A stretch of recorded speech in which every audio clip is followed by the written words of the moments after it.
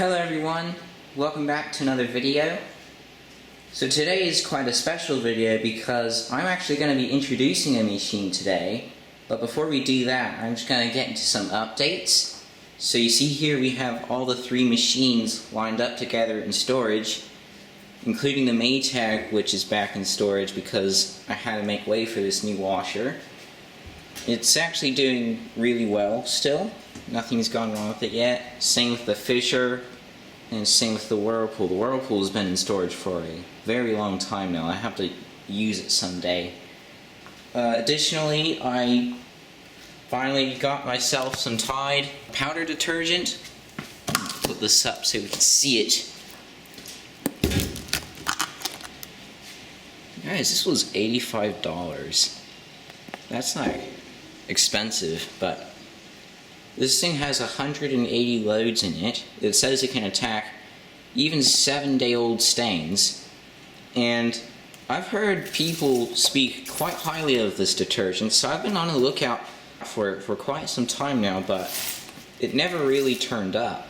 And then one day when I was in the American store, I seen it, and I was like, hey, I'll go ahead and buy that.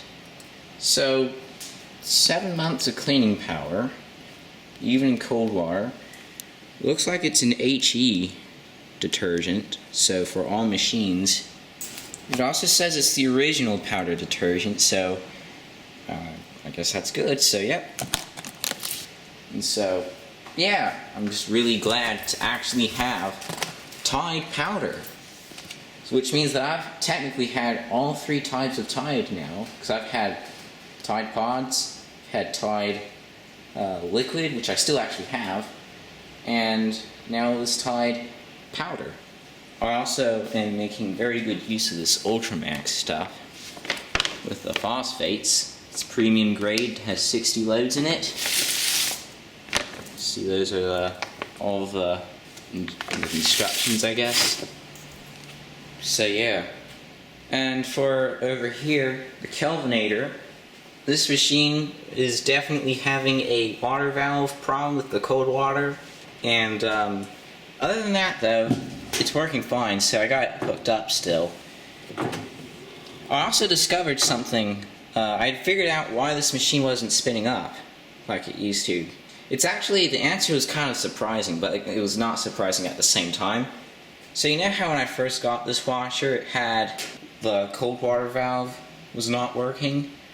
So I was only using hot water in it? Well, that's the key right there, was that I was using hot water, and I guess something that having to do with like expanding, I don't know, like, cause you know how when you put something in the freezer, like I don't know, anything, it might slightly shrink a little bit. I guess it works opposite with like when you expose something to heat. And so what I noticed when the water valve stopped working, I got it hooked up to the hot water only, and suddenly this machine starts spinning like it used to. And so, yeah, it's really interesting how that all works out. Still working on getting to that screw down there. I'll find something to get there, because I do want to find a new agitator for this, because I can actually get an agitator for this machine. And yeah, that is the Kelvinator. And now I'm going to introduce to you guys the new machine. I'm just going to get straight into it. Introducing the Shacklock ECS, aka the Fisher & Paykel Gentle Annie. This is a near top of the line 1988 Gentle Annie. Like here it is. I've been searching for this for ages, and one day it finally turned up on Trade Me up in Auckland. It was only $5. The guy who I got it from, he purchased this machine. So it was made and introduced, or no, excuse me. It was made and purchased in 1988. The model number was screwed off from the actual paper at some point for an unknown reason. I'm not sure why. But somebody wrote on it GW51S, But then over here they also wrote very small GW515, and they even did it over here somewhere as well. So I'm a bit questioned about if this is actually true or not. The serial number for this washer was, is that it there? Yes, it is. It's A17824, I think. Yeah, that looks like it. That's what it was. Shout out to Lift and Rail Photography in New Zealand for decoding that for me. And yeah, so there's all the model stuff. So yeah, the guy who I got it from, he used this machine for a while, and then I guess one day he decided that he wanted to get a new machine, so he put this washer in storage, and I guess a couple years later the new machine that he got broke down, so he ended up using this machine again for a little while. And then again, another day, somebody just said that they had a new washer. If you want to have it, you can have it.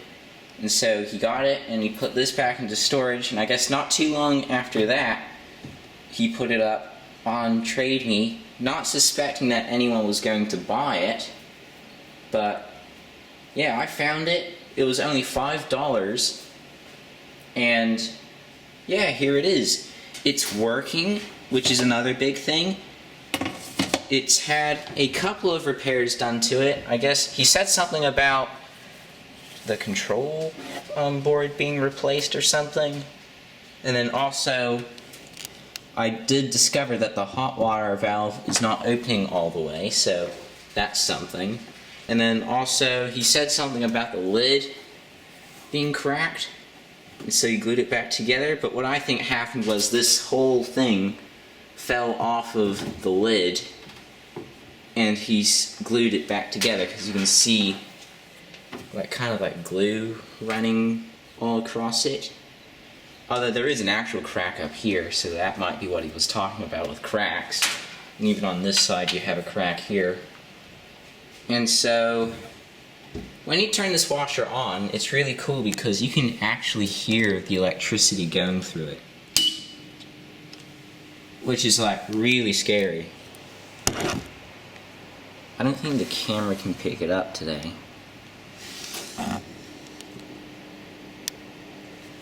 But yeah, you can hear just the energy running through everything, which is like really scary, but kind of cool at the same time.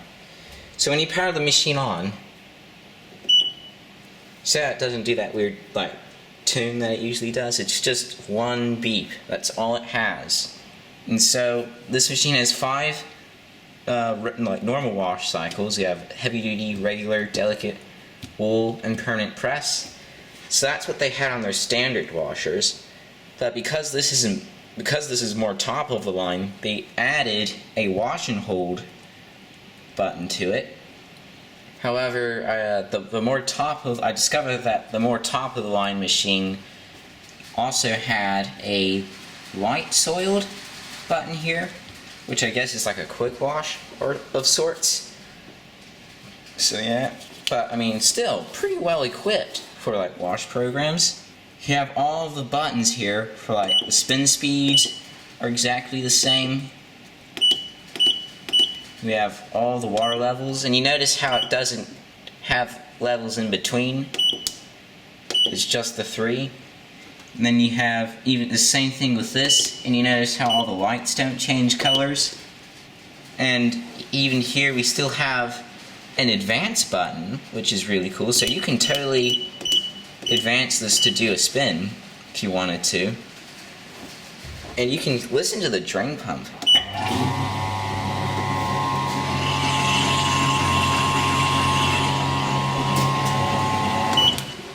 I'm not going to run it yet for you guys, you'll have to wait for that. I don't recall if I showed the lid instructions either. See, you can have a pause of that if you want. So another cool thing is that you see this chart has, the agitator has 5 lines on it. This one only has 3. So maybe there's like a more top of the line one that has 5 water levels or something. It does still say the 3 there. So yeah.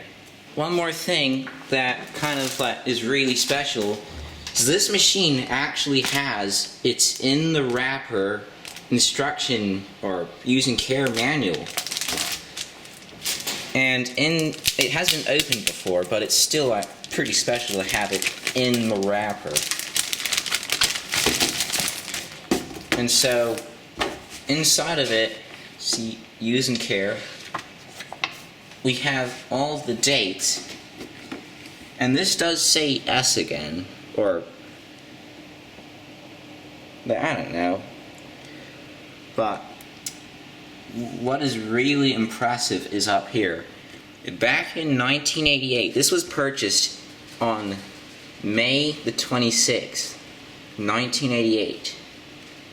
This machine cost $1,199.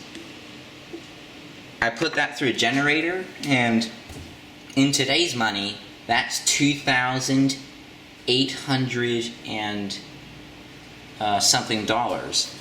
And so this machine was really, really expensive. But you see here we have all of the contents. We have what is ECS here. You can pause that if you want. I'll tell you guys about the history of the ECS in a later video, because this washer is really special. It's probably I don't want to speak too soon, but this is probably one of the best washers New Zealand ever produced. It's certainly the most well-known washer, that's for sure. I could tell anybody about the Gentle Annie, they'll know what it is. See, so these are all the use and cares. We even have all the cycles.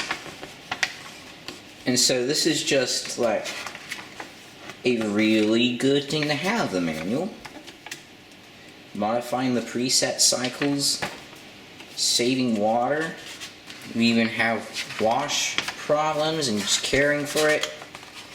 And yeah, there's lots of stuff in here that is really nice to have with this washer. So there you go. Oh well, I think I've said enough about this washer. It's really nice to have it. Even it's really nice to have an instruction manual, that's for sure. And do you guys know this is now the oldest washer I've ever owned? It's even older. It's a year older than the Maytag. That's really special. And the actual machine was introduced in 1985. That's when it came out. So this machine is ancient. I will be doing more videos of this machine in the future. I'm sure you guys will enjoy it. I'm very excited to own it. And yeah, that's going to conclude this little introduction video. So, yeah, welcome, Shacklock, I guess. So there you guys go. Thank you so much for watching this video. Please like, subscribe, and comment if you want to. And yeah, I'll see you, as always, in the next video. Bye for now.